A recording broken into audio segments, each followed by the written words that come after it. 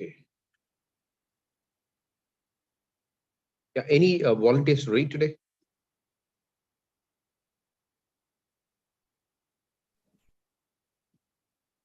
I could read, Prabhu, but am I audible? Yeah, you're very audible. Okay. Jai Srila Prabhupada. During the last week of May, Srila Prabhupada began to feel exhausted.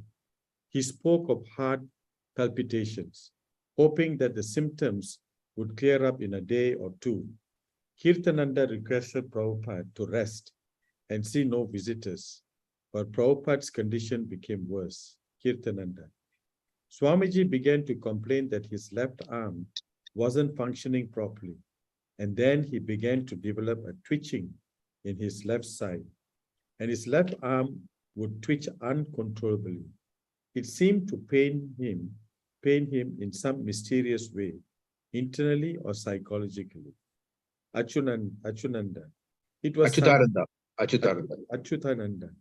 It was Sunday, 2 days before Memorial Day, and we had arranged a large program in the afternoon in a hall uptown. I went up to get Swamiji. Since all the devotees were ready, Swamiji was lying down and his face was pale.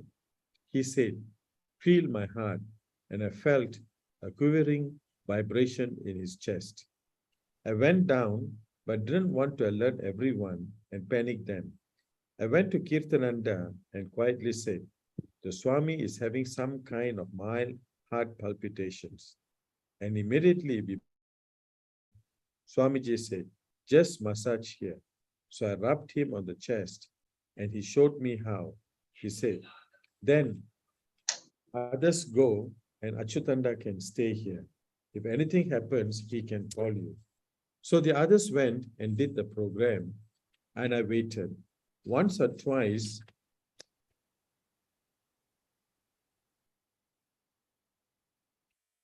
Hare Krishna. yeah, Prabhu, 1 minute. Once or twice called me in and had me quickly rub over his chest. Then he looked up and his color had come back. I was starting with my mouth open. I was staring with my mouth. I was staring with my mouth open, wondering what to do. He looked at me and said, "Why are you sitting idle? Chant Hare Krishna." During the evening, palpitations again occurred. So I slept in the room next to his. And late at night, he called me in and again had me massage. Kirtananda. It was on Tuesday afternoon, memorable day, and I was sitting with Swamiji in his room. While Kirtan was going on downstairs and the twitching began again, the Swamiji's face began to tighten up. His eyes started rolling. Then all of a sudden, he threw himself back and I caught him. He was gasping, "Hare Krishna." And then everything stopped. I thought it was the last until his breathing started again, and with it, the chanting. But he didn't regain control over his body. Brahmananda. I was there along with Kirtananda. It was on Memorial Day weekend. We couldn't understand what was wrong with Swamiji. He couldn't sit up. He was moaning, and nobody knew what was happening. We nursed him, myself and Kirtananda, trying all different things. I had to go out and buy a bedpan for him. Prabhupada's left side was paralyzed. He asked that a picture of his spiritual master be put on the wall in front of him, thinking that Prabhupada was preparing to leave his body and wanted to meditate at the last moment on his spiritual master. Achyutananda tapped it to the door, Taped. taped it to the door facing Prabhupada. Devotees entered the front room of the apartment and Prabhupada told them to chant Hare Krishna. Then he told them to pray to Krishna in his form of Narsimhadev, Satsuru. Swamiji said, we should pray to Lord Narsimha, and the prayer should be, "My master has not finished his work." At different times, he would allow us to take turns and massage different parts of his body. Then he had us go downstairs and hold kirtan throughout the night. Jadurani. He taught us the prayers to Lord Narsimhadev. He said, the words one by one, and I wrote them down. I called up the temple in San Francisco and Montreal and told them the prayers. Swamiji said, "You should pray to Krishna that my spiritual master has not yet completed his work. So please let him finish." Damodar. I went into the temple. No one was downstairs. So I just sat down to chant some rounds. Then a devotee came down looking very disturbed. So I asked what was going on. When he told me, I rushed upstairs. Everyone was sitting around in the second room where they could see into Swamiji's room through the window in the wall. They were all chanting on their beads. Jadurani was handing out little slips of paper with writing on them. Swamiji, she explained, wanted us to chant these prayers. Brahmananda, we brought the paintings of Lord Narasimha into Swamiji's room, and we were all chanting. When Swamiji had to use the bedpan in front of Lord Narasimha's painting, he begged forgiveness of Lord Narasimha. He could understand that Lord Narasimha was sitting right in front of him. I saw it as a painting, but Swamiji saw it as Lord Narasimha himself sitting there. It was getting worse, total weakness, and everything. I couldn't get a doctor because it was Memorial Day and everything was closed. I even called my family doctor, but he wasn't in. Everyone had gone on vacation because on Memorial Day, everyone leaves the city. I couldn't get anyone. I was calling hospitals, doctors, trying this and that, but I couldn't get anyone. Finally, I got a doctor by calling an emergency number for the New York City Medical Department. The doctor came. He was an old geezer with a real loud voice. When he saw Swamiji, he said, "I think the old man is praying too much. I think he should get some exercise. He should go out for a walk in the morning." Achyutananda. The doctor didn't know very much. He said that Swamiji had a cold. I said, "What do you mean?" "His heart is palpitating." I don't know what to do. Does he take any whiskey?" I said, "He doesn't even drink coffee or tea." "Oh, very good, very good. Well, I think he has just got a cold." Dwarkadisha Das. He came and took a look at the place, and you could tell right away he didn't like what he saw. He thought we were just a bunch of hippies. He couldn't wait to get out of the place. But he says, "Oh, he's got influenza." That was a ridiculous diagnosis. And then he said, "Give me my money." We paid him. The doctor left, and Swamiji got worse. The devotees called a second doctor who came and diagnosed Srila Prabhupada as having had a mild heart attack. He said that Prabhupada should at once go to the hospital. Max Lerner, a lawyer's friend of the downstairs, of the devotees. I got a call one day that the Swami had a mild heart attack and I could be of some help. At that time, they were going to take him to Bellevue Hospital, but I suggested that at least I could try to get him into a private hospital. After several hours of talking and negotiating with people at the hospital, we were able to get Swamiji into Beth Israel Hospital. Brahmananda. The day after Memorial Day, we had to arrange for an ambulance. Beth Israel had no ambulance, so I called a private ambulance company. It was all arranged with the hospital. The Swamiji would arrive at 9 o'clock that morning. But the ambulance didn't come until about noon. During this time, Swamiji kept moaning. Then finally, the ambulance came and they were horrible guys. They treated Swamiji like a bundle of cloth. I thought it would have been better if we had taken Swamiji in a cab. Except for Kirtananda, who stayed in Prabhupada's hospital room as a nurse, no one else was allowed to stay.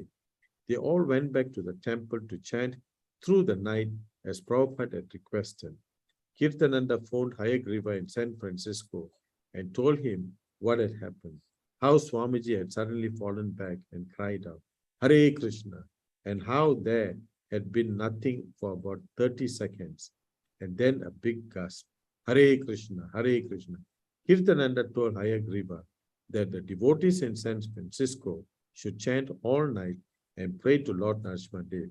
Tavakara Kamala Vare Nakam Abhuta Singam Dalita Hiranya Kashipu Tanu Bringam Keshava Dirtha Narahari Rupa Jaya Jagadisha Hare. Lord Narasimha, the half-man, half-lion incarnation of Lord Krishna, had appeared in another age to save his pure devotee, Prahlad, and kill the demon Hiranyakashipu. Prabhupada had asked his disciples to pray to Lord Narasimhadev by chanting the special mantra and thinking, our master has not finished his work. Please protect him. The boys went back to the temple and chanted together, but after a few hours, they fell asleep. They wanted to rest so they could go to the hospital the next day. Haridas. When we heard about it in San Francisco, there was grief and people were crying. There was a tremendous love and thinking about Swamiji and just concentration, a mass concentration of pulling him through, giving him strength and summoning the help of Krishna and Lord Chaitanya and everybody we could possibly call upon to lend their energies. People came into the temple doing rosaries and whatever faith or beliefs or trips they were on were directing them towards a healing. They were all chanting with us. Hayagriva. It is a night I'll never forget. We turn on the altar lights behind Jagannath's, the light candles, the chant, and chant in the flickering shadows. It is solemn chanting and even more solemn dancing. News quickly spread down Hay Street, and soon the temple is crowded with others came to chant with us through the night. Mukunda and Janaki phoned New York, but there is no additional information. Kirtananda is spending the night in the hospital beside Swamiji's bed. No one is being allowed in. Hospital regulations. Yes, everyone in New York is chanting. We chant past midnight. Most of the guests leave, but none of us yet felt sleepy. The chanting overtakes us in waves. My mind wanders to Swamiji, to New York, to the future, to the past. I have to yank it back into the room to confront the present, to realize why we are here chanting to petition Sri Krishna to spare our master a little longer, to allow him to spread Lord Chaitanya's glorious Sankirtan movement around the world. The chanting is always here, insistent. By 2 a.m., I began to tire.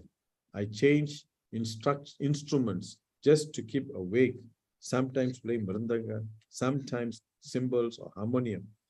Many danced to stay awake. The girls serve prasadam, sliced apples. It is dangerous to sit next to the wall, an invitation to doze off. We are so frail. Hare Krishna suits.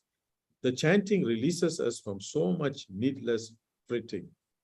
Through it, we can relieve tensions, grief, plead, and hope. It is between 3 and 4 a.m., the most ecstatic hour, the Brahma Murta hour before the dawn. If he's alive at this hour, surely he'll be alive. We sing, we chant on beats, constant Hare Krishna. We chant through the usual 7 a.m. Kirtan hour and into the morning. We chant 14 hours without cessation. We cleanse the dust from the mind's mirror. We see Krishna and Swamiji everywhere. Surely now he is well. During the night, Srila Prabhupada's heart pained him. The next day, he remained in critical condition. He could speak, but softly, and was too exhausted to converse. Skeptical of the doctors, he diagnosed himself a heart attack affecting part of his brain, thus paralyzing the left side of his body. Massage, he said, was the cure. On the morning of June 1st, other disciples joined Kirtananda in Prabhupada's room and by taking shifts, were able to give Prabhupada a constant massage. They took turns massaging his head, chest, and legs as he directed. This simple act drew each of them into an intimate relationship with him. When Prabhupada heard that not only in New York, but in San Francisco, also the devotees has chanted and prayed all night, he expressed satisfaction not by his usual hearty smile, but by a very slight nodding and an approving sound. Despite his weakness, he was fully conscious. The doctors, or more often their aides, took blood, gave injections, and investigated. Their diagnosis wasn't conclusive. They had plans for experiments. Then suddenly a doctor came in and announced their next move, a spinal tap. Prabhupada was too weak to discuss the pros and cons of a spinal tap. He had put himself in the care of his disciples and Krishna. The doctor didn't want to be impeded. He explained why a spinal tap was necessary, but he wasn't asking for consultation or permission. Everyone, except for Kirtananda, who insisted on staying, had to leave the room while the doctor performed the spinal tap. Neither Prabhupada was too weak, nor his boys, who were uncertain how to act on his behalf, opposed the doctor. The devotees filed out Prabhupada's room, while the doctor readied the largest and most frightening needle they'd ever seen. When they were allowed back, one disciple asked cautiously, "Did it hurt, Swamiji?" Srila Prabhupada, his golden skinned form wrapped in white hospital garment and lying between the white sheets, turned slightly and says, "We are tolerant."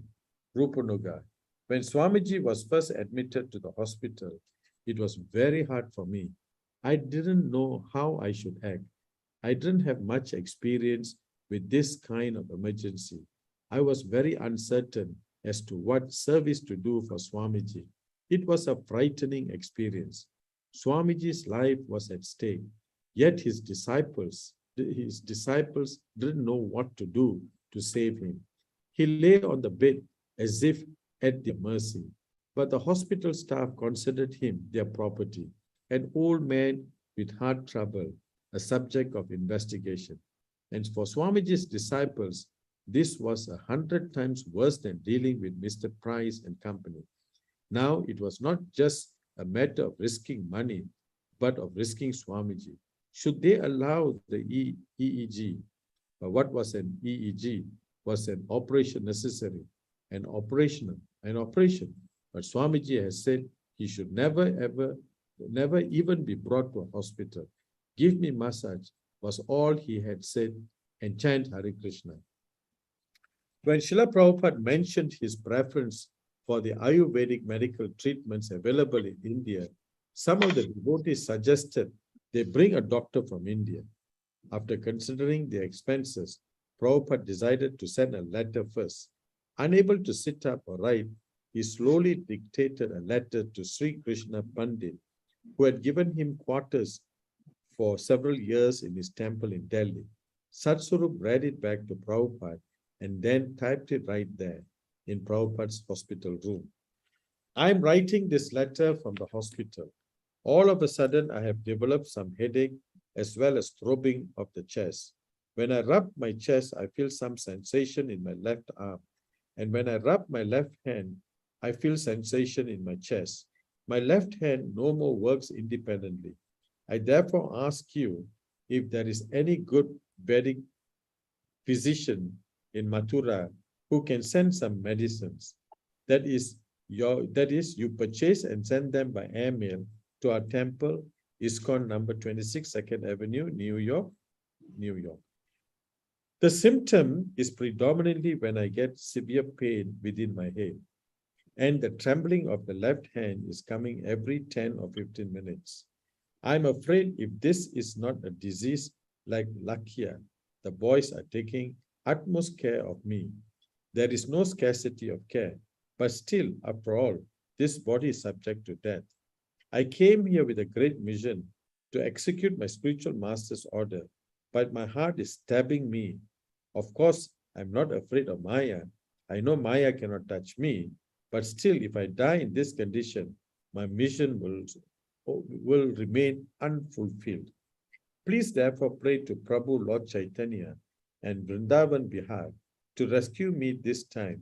My mission is still not finished. I wish to live for a few more days. They are prepared to call an experienced Ayurvedic physician who treats such disease, but I have not allowed the boys. But if necessary, if you can give me an expert physician who can travel here, we can send necessary money for his coming here or arrange for an air ticket. You can consult the man in charge of Dhaka Shakti. At last, I may inform you that I am inclined towards Ayurvedic treatment. You can consult the Ayurvedic physician in Vrindavan, who is Gaudiya Vaishnava. He knows me very well. He sells my books also. Two things are to be done if it is possible. To send me proper medicines and directions, that will be nice. But if I require to return, that also I can do. Please try to reply as soon as possible in English because my students cannot read Hindi. So long as I'm in bed, it is not possible to read letters. You can treat this letter very urgent.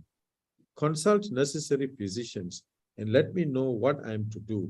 In Mathura, there are undoubtedly many Ayurvedic physicians and many quacks also. Try to avoid the quacks. I would have returned to India immediately, but the doctors say it is risky. If need be, I shall return as soon as I get strength to take the strains of the journey. I repeat my symptoms so that you can take necessary care. All of a sudden, I developed some throbbing between the heart and stomach. About 4 days ago, I was so exhausted, it was like fainting. Then I consulted a doctor who came and gave me medicines, but it had no good effect. Therefore, my students at once transferred me to the hospital where they are spending more or less 400 rupees daily. There is no question of neglect. All scientific treatment is going on. But I think Ayurvedic medicine will be proper. Therefore, I request you to take immediate steps and reply me. I hope this letter will convince you the actual position. While reading this letter, you may consult some friends who knows English very well so that he'll read it correctly and reply correctly.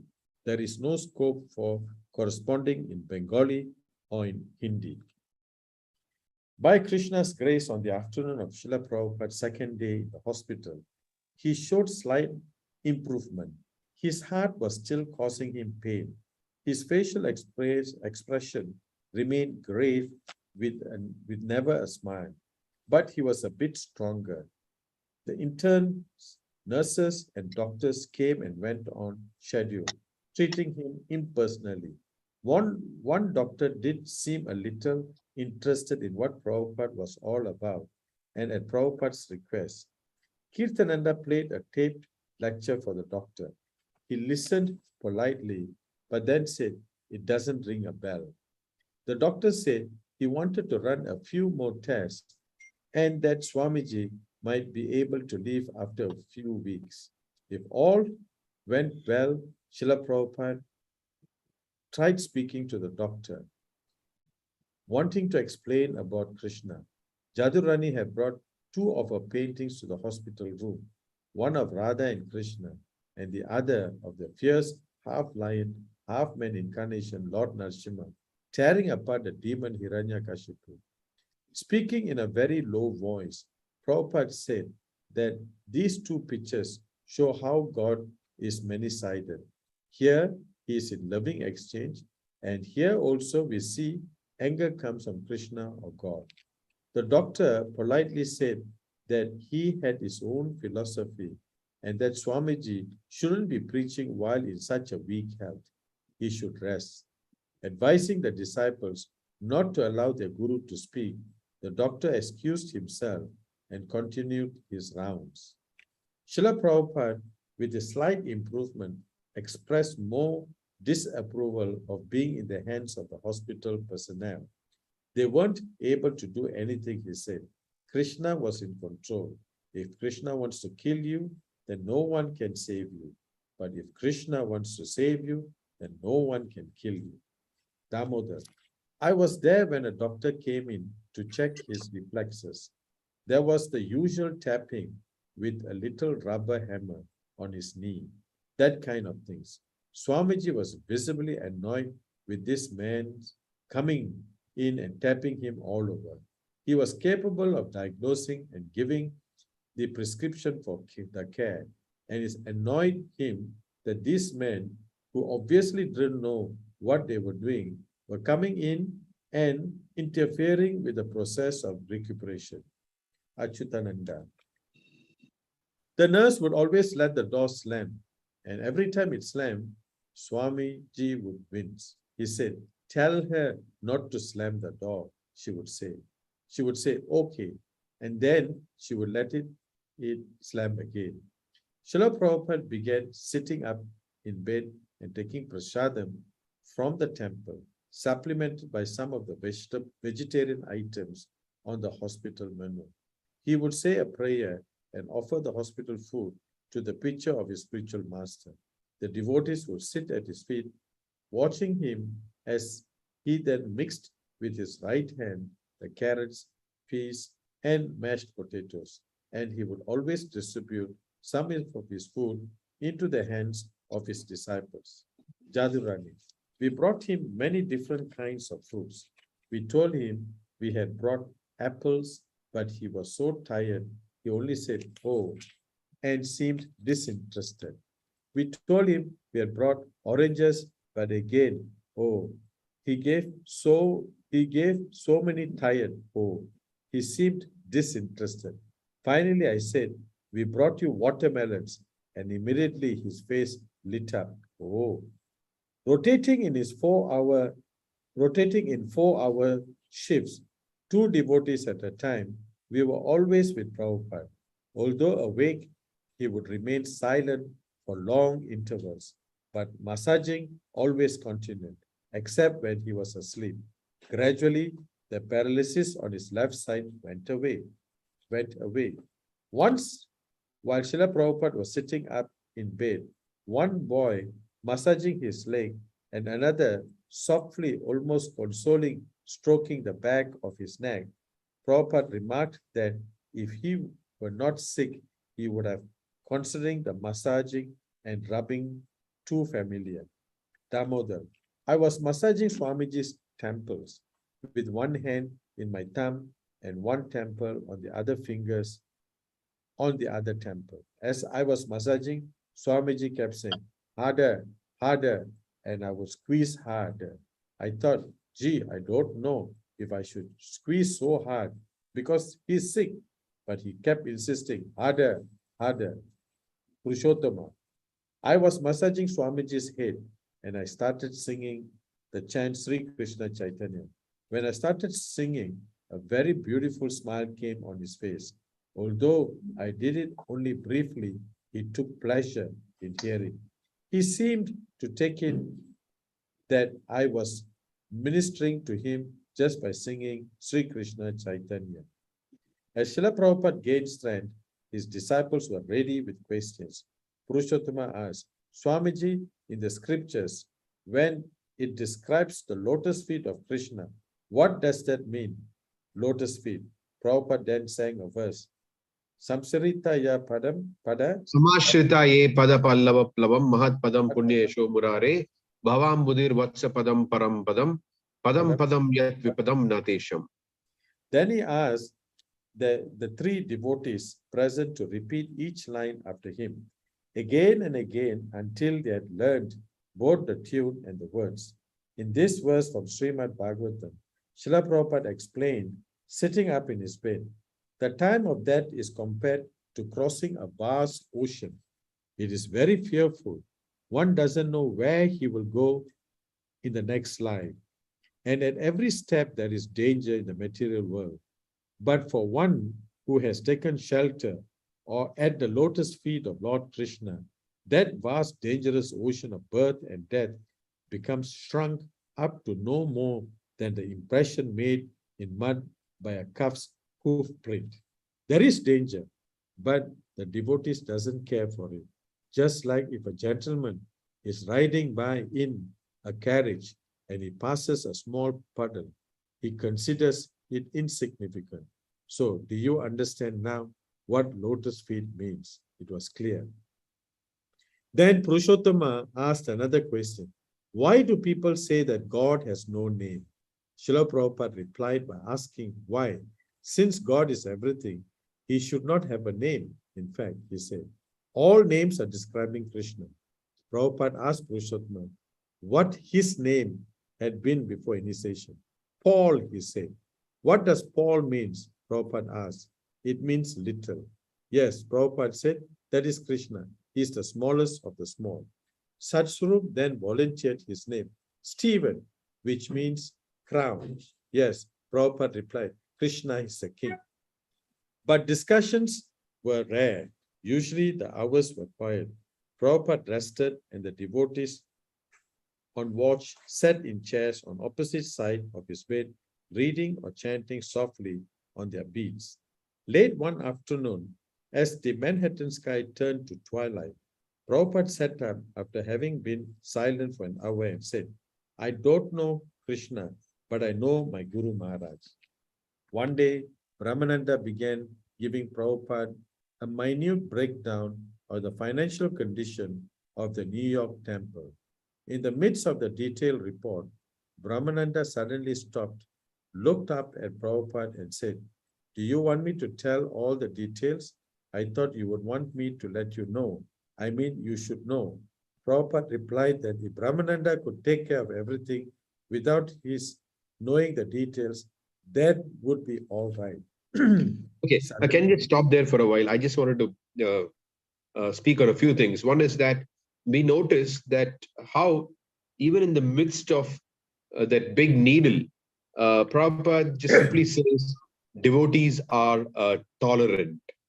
So which means that for the service of the Lord, devotees are willing to undergo pain. If it is for the service of the Lord, then it is to undergo. Then the devotees are willing to undergo pain. So Prabhupada says we are tolerant. And we also know that any condition that happens to our bodies is happening by the supreme desire, supreme will of Krishna. So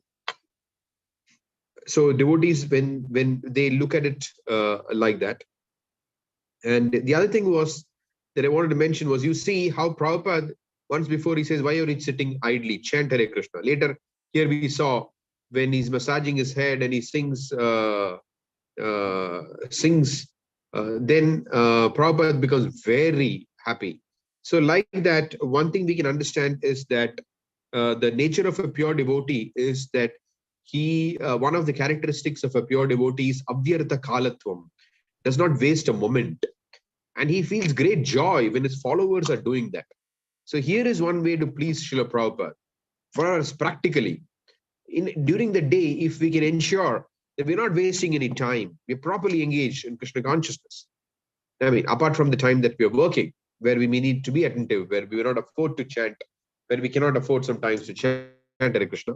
For those of us, for those of you who are working outside or whatever, so whenever you get some free time, whenever you have time, if you can focus on the holy names or doing some Krishna conscious activity, we can see here the Prabhupada always gets very pleased with that. Prabhupada does not like anyone to remain idle.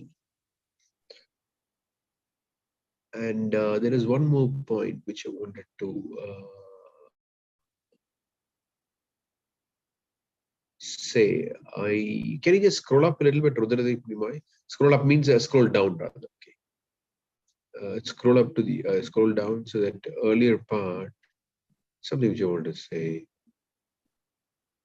further.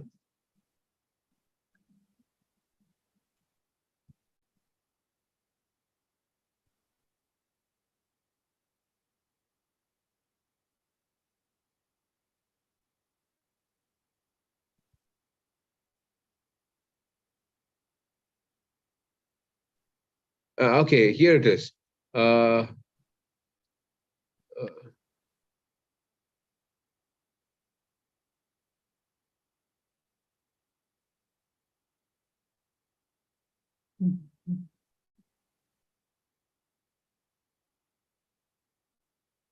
Prabhupada began sitting up in bed and taking prasadam from the temple, supplemented by some of the vegetarian items on the hospital menu.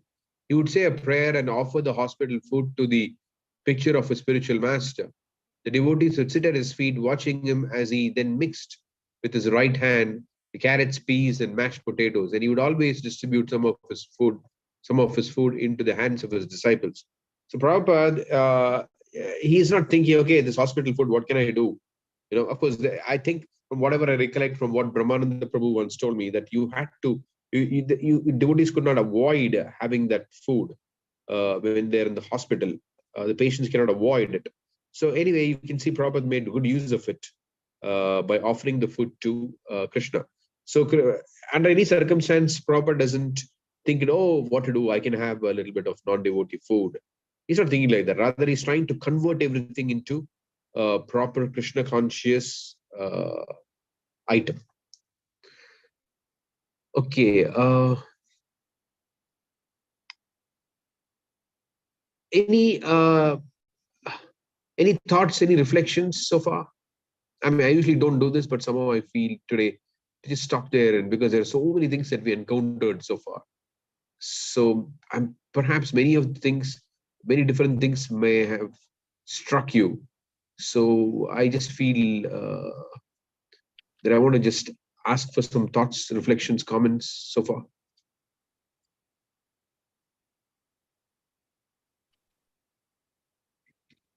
Prabhu, despite his condition, he was very weak.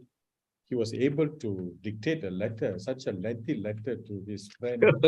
Yeah, very lengthy and a very detailed explanation, Yeah. And even tell them where to go, who to go and see, mentioning about the quack doctors around.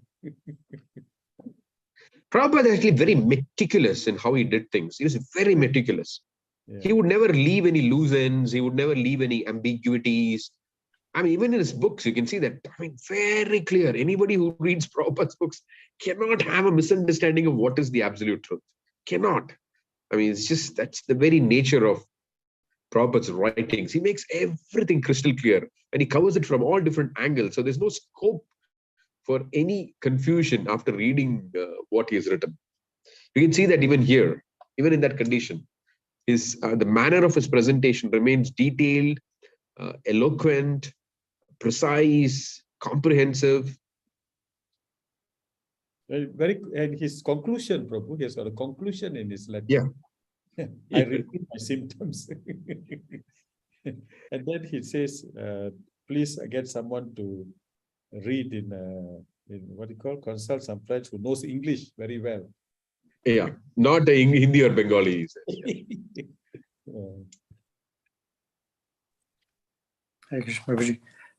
I was a little frightened by, because you get quite engrossed into the scene in terms of how, to a certain extent, how complacent is the wrong word, but perhaps how relaxed the devotees were, given that he was clearly having a heart attack, and they kind of they didn't rush him to a hospital straight away. Like the immediate reaction would be heart attack, hospital, not sit around trying to find doctors. And I phoned my family doctor, and I phoned this guy and that guy. The immediate sort of thing would be go to hospital. Yeah, but Krishna's grace and mercy that Srila Prabhupada, was pulled through all of this. But under normal circumstances, I don't think any of us would have survived that. Yeah, I mean, sometimes I wonder, I've thought about this before, this particular point that you're making. I mean, I got the impression that that is the best they could do under the circumstances because of Memorial Day. I mean, I don't know how things work in the West, so I don't know. I mean, probably you would know better than whether they could have rushed him directly to the hospital. Is that possible?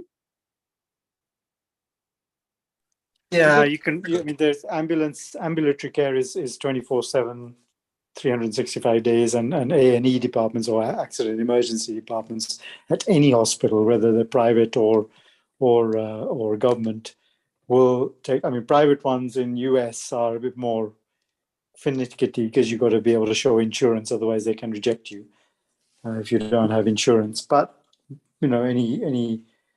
it wasn't the money that seemed to be a problem because they were prepared to pay for the treatment. It was just having the intuition to rush him to hospital that seemed to be lacking. So, but Krishna's. I think. I mean, from my understanding here, the thing about heart attack came up only by the second doctor, right? Until then, nobody mentioned it as a heart attack. They know he has some. No, but I mean, if you just listen to the symptoms are very clear. It doesn't take a genius to work out that these were heart attack symptoms, or at least something quite serious. I mean, it looks quite. The symptoms are not good at all. Yes, and especially proper gasping. And then for 30 seconds, there's nothing. He says Hare Krishna, and then 30 seconds, nothing. And the devotees already went into a panic mode, but then they again, when Prabhupada again recovers and says Hare Krishna, then again they feel relieved. Yeah, I agree with you that. It was only Krishna that was there with the Prabhupada, that's for sure. And I want to actually, I mean, I'll ask, I'll try to meet up with Garga Muni Prabhu in the coming week. Krishna willing, I'll be in Vrindavan. So I'll ask him, what were you all thinking actually, when this is going on? I'll ask him. I don't know if he was there. I guess he was there. Yeah, just to be clear, Prabhuji, I wasn't criticizing the very senior elevated devotees there. I was just making an observation of the situation. That's all. Correct. I mean, it is. I mean, I agree with that. I mean, out of curiosity, at least, there must have had some thought process that was going on at that point. I mean, if he was there, his name is not mentioned here. It's probable that he was there. I was just, when I was reading all this, I was thinking how devotee, because it's very short time, all the devotees were there with the Prabhupada, his disciples. But even in San Francisco, they were chanting the whole night without sleeping. And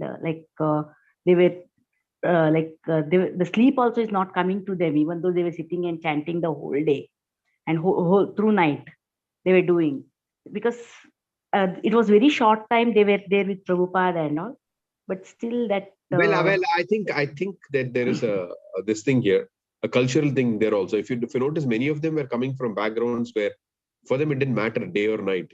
It's like, I mean, we used to staying up late at night. It's not like some new thing happening. It's not like India where everybody sleep. I mean, nowadays people don't sleep early. Yes. It's not like people sleep early and they did something unusual. Of course, I mean, I'm not trying to minimize or undermine what they did, but the point is that from the particular angle from which you're approaching, I don't think there was that may not be a applicable consideration here, since they were used to staying up there late at night and things like that. Okay. But it goes fully. I mean, it definitely displays their dedication and their love. Yes. Prabhupada, that they stayed up all night. In fact, you see how that they spread the news in that neighborhood, and then others start coming in. And there's a spontaneous outpouring of concern and love. Yes, everybody according to their faith, they were chanting for Prabhupada. His recovery. That I found that very interesting, very, very interesting. Yes. That people love Prabhupada. Yes. Prabhuji, I want to ask you about that as well. What was that about then? Is that kind of people in the neighborhood coming into the temple to chant for Prabhupada? Is that what that was reference to? That's what it was. Haight Ashbury. Like, he was known in that neighborhood, right? After all, even though everybody didn't become his follower, but he was quite popular in that, or at least they knew him very well. Thank you. Yeah.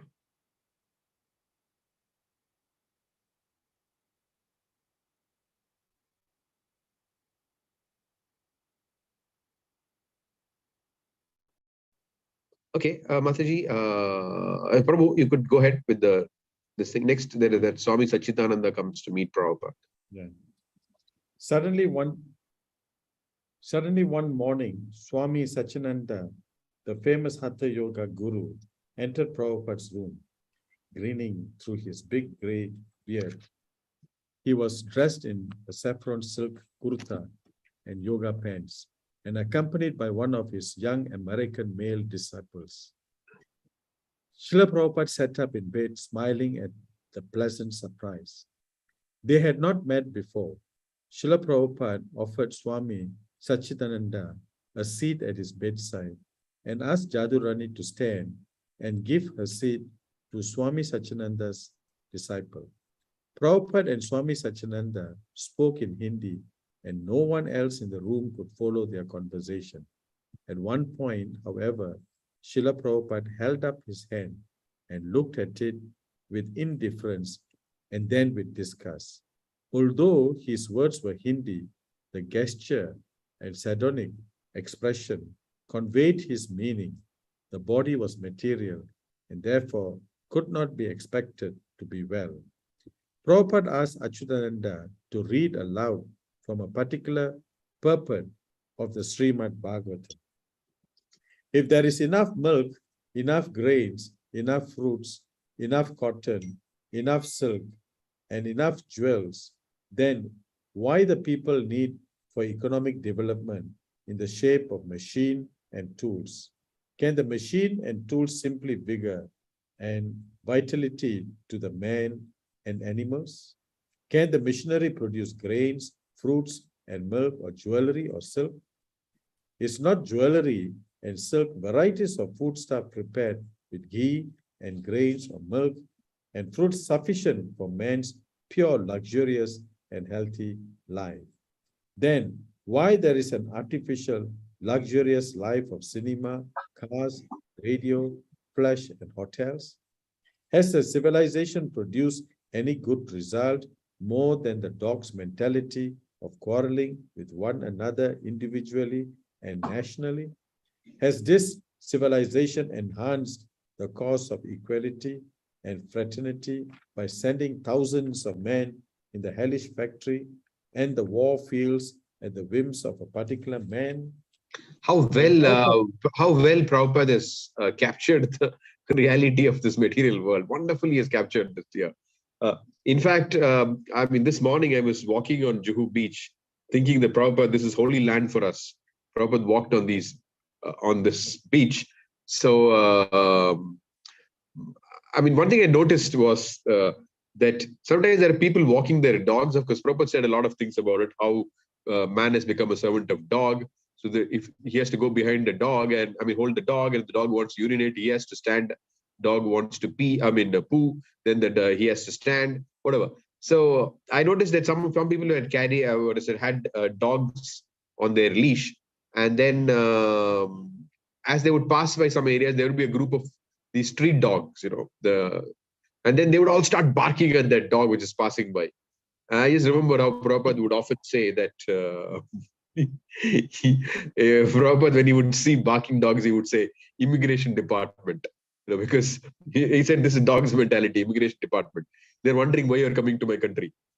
So like that, this whole civilization is built on this mentality of dog's mentality. My country, my nation, and things like that. So, and Prabhupada, I mean, he just, I mean, as I just mentioned earlier in today's session, the Prabhupada actually lays out the truth exactly as it is. He doesn't mince words. He's just, this is what it is. He makes us see what is reality. Please go ahead, Prabhu. Sorry. When Prabhupada offered to play the record he and his disciples had made, Swami Satchidananda politely agreed. But when Prabhupada offered to play the other side of the record, Swami Satchidananda said he had to leave. He offered Prabhupada some fruits, and Prabhupada, after accepting them, told his disciples, distribute this and give him some of our fruit in exchange. As Swami Satchidananda rose to leave, Srila Prabhupada suddenly got out of bed and stood shakily. No, no, no. Swami Satchidananda protested. Don't disturb yourself. And then he was gone. Escorted by Achyutananda, Srila Prabhupada lay back in bed. Is he a Swami? Yadurani asked. Why not? Prabhupada replied. But after a few moments, he added, Swami means one who knows Krishna. There was no more talk about it, but Prabhupada was pleased by the unexpected visit. The constant coming and going of Srila Prabhupada's young followers, wearing tilak on their foreheads and carrying watermelons, special food, flowers, and paintings of Krishna, created a special interest among the hospital staff. Sometimes workers would ask questions, and sometimes the devotees would talk with them about the Hare Krishna movement. Once a nurse came by Prabhupada's room and asked, in the caste system in India, what is the name of the highest caste? What are they called? Krishna conscious, Prabhupada firmly replied. He asked a disciple to give the nurse prasadam. On June 5th, Prabhupada received an affectionate letter signed by all his disciples in San Francisco. After reading how they had stayed up all night, chanting and praying for his recovery, he dictated a short letter. My dear boys and girls, I am so obliged to you for young prayers to Krishna, for your prayers to Krishna, to save my life. Due to your sincere and ardent prayer, Krishna has saved my life. I was to die on Tuesday, certainly, but because you prayed sincerely, I'm saved. Now I'm improving gradually and coming to original condition. Now I can hope to meet you again and chant with you Hare Krishna. I'm so glad to receive the report of your progressive march and hope there will be no difficulty in your understanding Krishna consciousness. My blessings are always with you, and with confidence you go on with your chanting Hare Krishna, Krishna Krishna, Hare Hare, Hare Rama, Rama Rama, Hare Hare.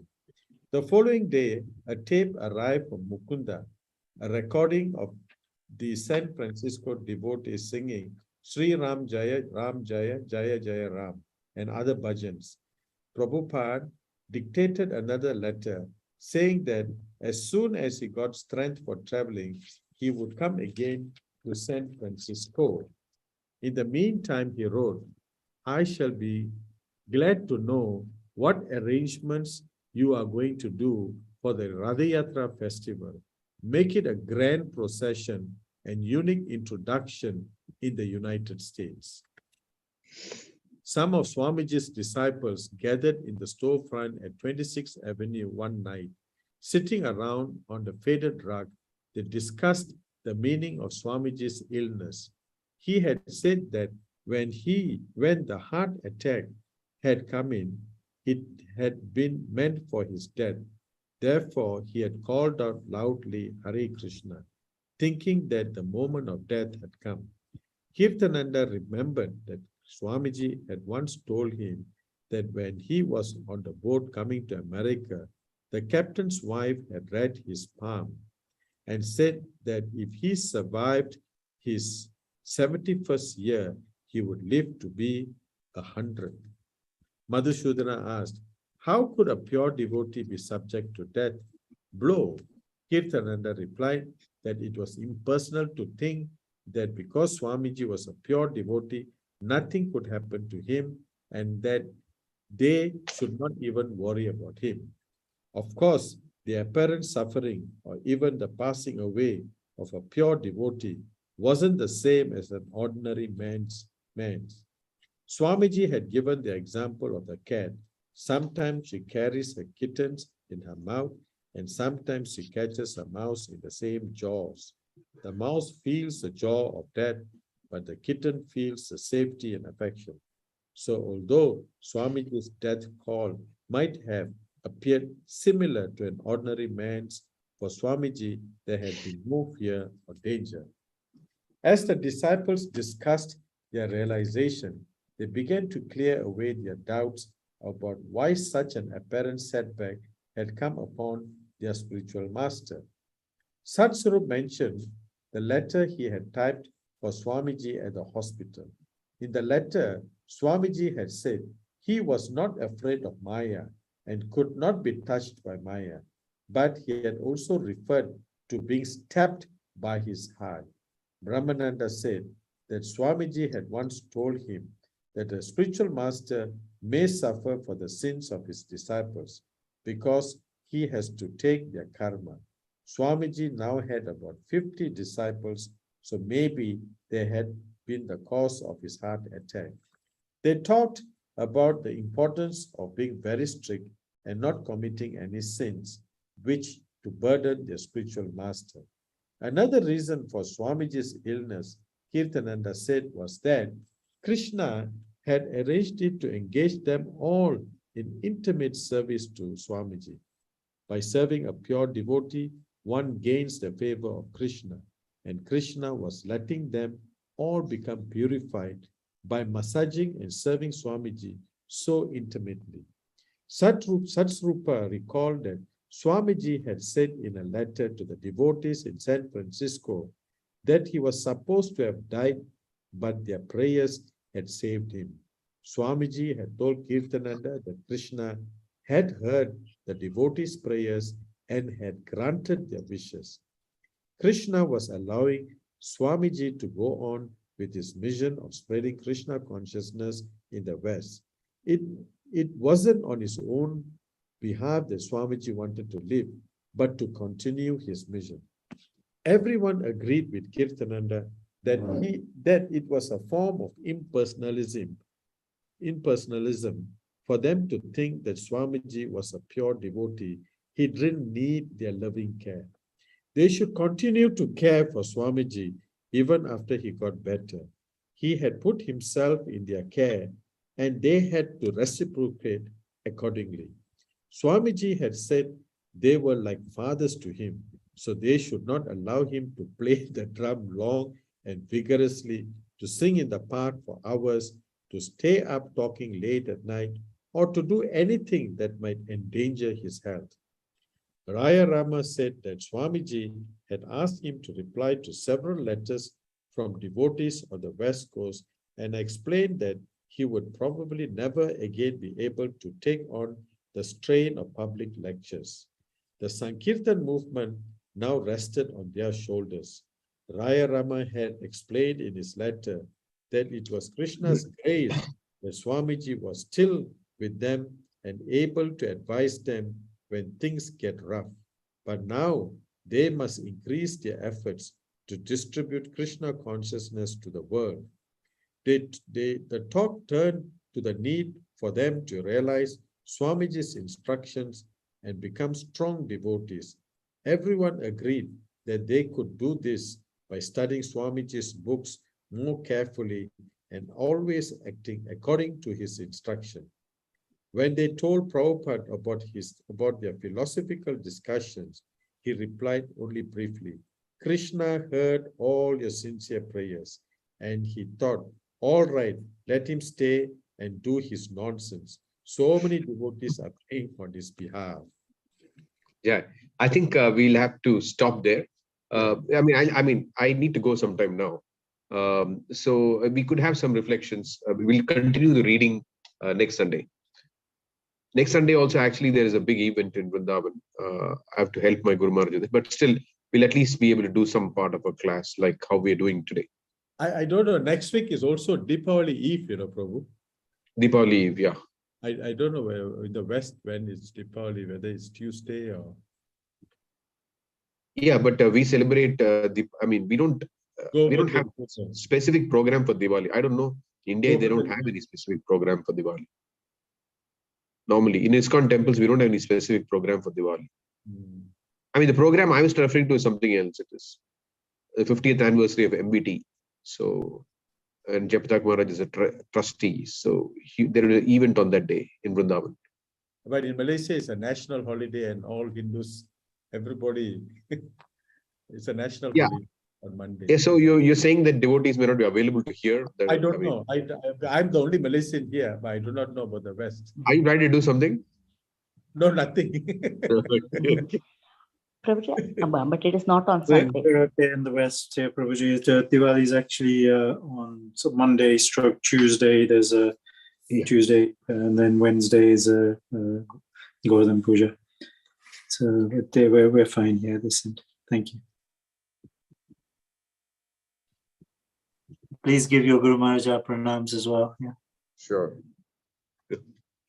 It is with his blessing that I started this class also. I mean, when Padmanabhan Prabhu requested me, then I asked him. He likes very much. He's right now, morning, afternoon, night, throughout the day, he's only thinking of how to make devotees read Prabhupada books and get all the degrees, Bhakti Shastri, Bhakti Vaibhava, Bhakti Vedanta. Today afternoon, we were going to a school for a program, and then Guru Maharaj is talking about Bhakti Sarvabhauma is needed for, Guru should have Bhakti Sarvabhauma degree also. So he's very much into promoting the reading of Prabhupada's books. And of course, he said that we also need to have the Lilamrita as a mandatory book for members of ISKCON to read. Yeah, during his travel in Malaysia last whole week, the stress was only on studying, reading, and taking exams. Yeah. Yeah, he's made that somehow the mission of his life now. I mean, I can always see that every class, every conversation is somehow it has to go. Like when we meet devotees, we meet non-devotees, whatever we may talk, we always try to aim at that point of talking about Krishna, right? So like that, he does like that these days. Whatever conversation he has, he always ends up by asking devotees to read Prabhupada's books. Guru Maharaj is planning to write anything now, Prabhu, like the Sarvabhauma? Yeah, he's doing the Bhakti Vaibhava exams now. After that, he'll do Bhakti Vedanta, then Bhakti Sarvabhauma. Oh, okay. He's himself doing it. Every day he listens 1 hour to Prabhupada's books, where we read it to him. In the night when he goes to bed, 1 hour, after hearing for 1 hour, then he takes rest. And apart from that, also during his breakfast, lunch, dinner, he hears Prabhupada's lectures.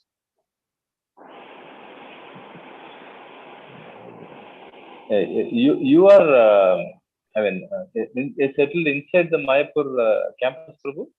Yeah, that's right. Yeah. Very fortunate, Prabhu.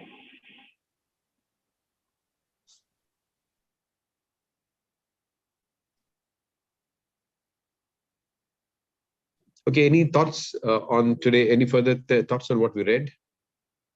Swami Sachidananda. I just, yes, please go ahead.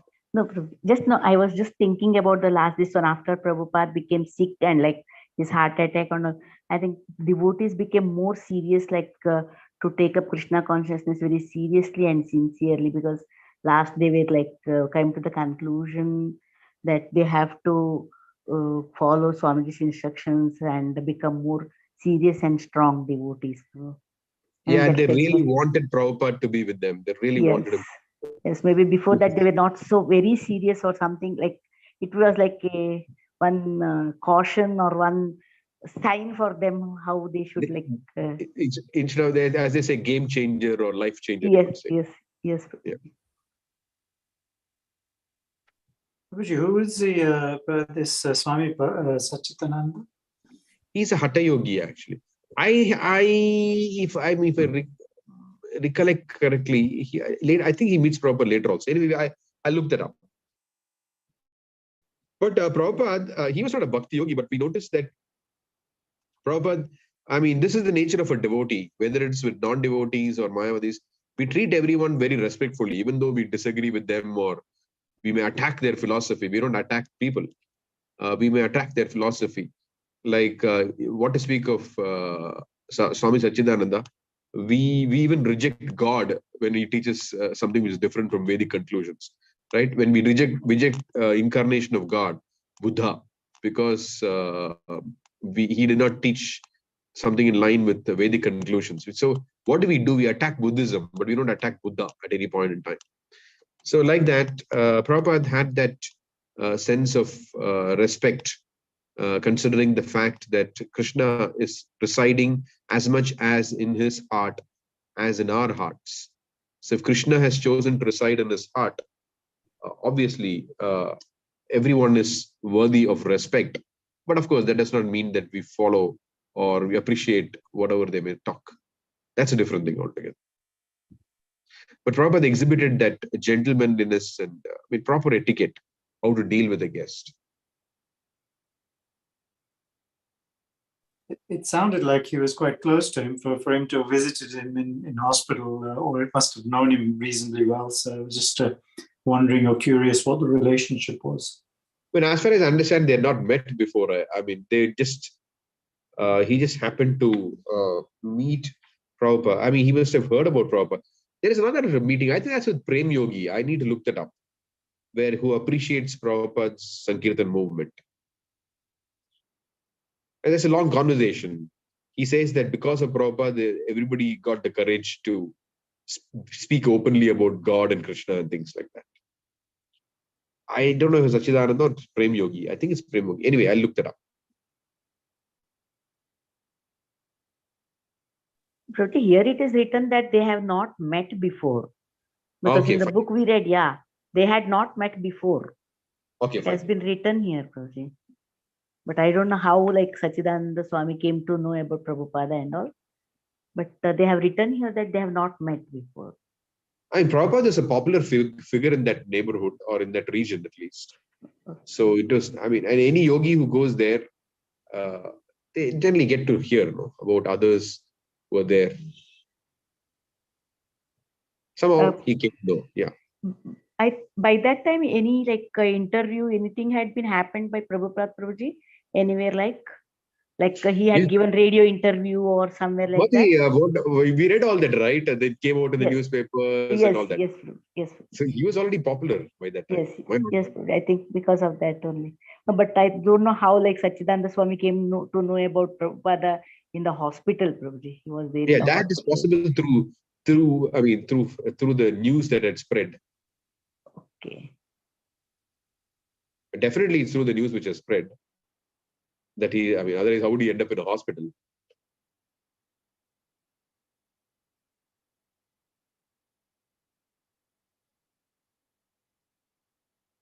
Okay, so we'll close for today and we'll resume next Sunday. Next Sunday is 23rd. Yeah, that's correct. 23rd. Okay. Thank you very much. Vanchakalpatarubhyascha kripasindhubhyevacha Paridanam bhavanebhyo vaishnebhyo namo.